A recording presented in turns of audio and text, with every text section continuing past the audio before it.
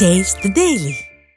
திண்டுக்கல்லில் அரசு பேருந்து பழுதாகி நடுவழியில் நின்றதால் பயணிகள் கடும் சிரமத்திற்கு உள்ளாகினர். ஒட்டன் சத்திரம் சென்ற அரசு பேருந்து கதிரையன் குளத்தில் திடீரென பழுதாகி நின்றதால் மாணவிகள் உள்ளிட்டோர் வெயிலில் காத்திருந்தனர். 1 மணி நேரத்திற்கு பிறகு மற்றொரு அரசு பேருந்தில் பயணிகள் ஏறிச் சென்றனர். ஸ்டாலினின் ஃபெயிலியர் மாடல் ஆட்சியில் அரசு பேருந்துகளை முறையாக பராமரிக்காததால் பயணிகள் பாதிக்கப்படுவது தொடர்கதையாகி விட்டதாக குற்றம் சாட்டப்படுகிறது. கரூர் மாவட்டம் வாங்கல் பகுதியில் மணல் அள்ளும் பிரச்சனையில் உயிரிழந்தவரின் மனைவி அரசாங்க வேலை வழங்க கோரி ஆட்சியரிடம் மனு அளித்தார். மணிவாசகத்திற்கு சொந்தமான நிலத்தில் வெங்கடேசன் என்பவர் மணல் எடுத்ததை தடுத்ததால் மணிவாசகத்தை தனது நண்பர்களுடன் சேர்ந்து வெங்கடேசன் கொலை செய்தார்.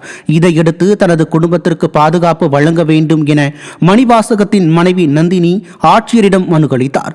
ஸ்டாலினின் ஃபெயிலியர் மாடல் ஆட்சியில் குற்றவாளிகள் தைரியமாக சுற்றி வருவதாக மக்கள் குற்றம் சாட்டினர். சென்னை அருகே பள்ளி மாணவியை மாடு முட்டி தூக்கி வீசும் சிசிடிவி காட்சிகள் வெளியாகி அதிர்ச்சியை ஏற்படுத்தியுள்ளது. அனகாபுத்தூரைச் சேர்ந்த 12 வயது அஸ்வினி பள்ளி முடித்து வீடு திரும்பிக் கொண்டிருந்தார். அப்போது அந்த வழியே வேகமாக வந்த ஒரு எருமை மாடு சிறுமியை முட்டி தூக்கி வீசியதால் அவர் படுகாயமடைந்தார். இது குறித்த சிசிடிவி காட்சி வெளியாகி அதிர்ச்சியை ஏற்படுத்திய நிலையில் சாலையில் திரியும் மாடுகளை ஸ்டாலினின் ஃபெயிலியர் மாடல் நகராட்சி அப்புறப்படுத்தாததால் மக்கள் பாதிக்கப்பட்டு வருவதாக குற்றச்சாட்டு எழுந்துள்ளது.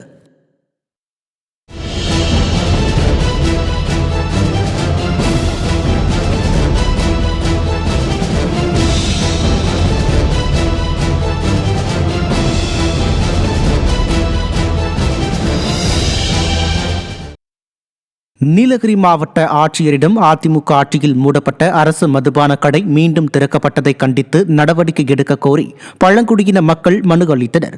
பிக்கட்டியில் இருந்த அரசு மதுபான கடை பழங்குடியின மக்களின் கோரிக்கையை ஏற்று கடந்த 2016ஆம் ஆண்டில் அகற்றப்பட்டது.